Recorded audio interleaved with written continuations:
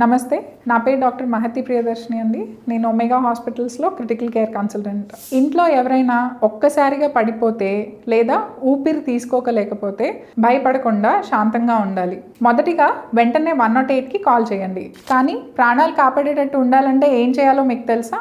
ఆ వ్యక్తి స్పృహలో ఉన్నారా లేదా అనే విషయాన్ని క్లారిటీగా తెలుసుకోండి. మీ మనిషిని తట్టి పిలవండి, పేరు పిలవండి.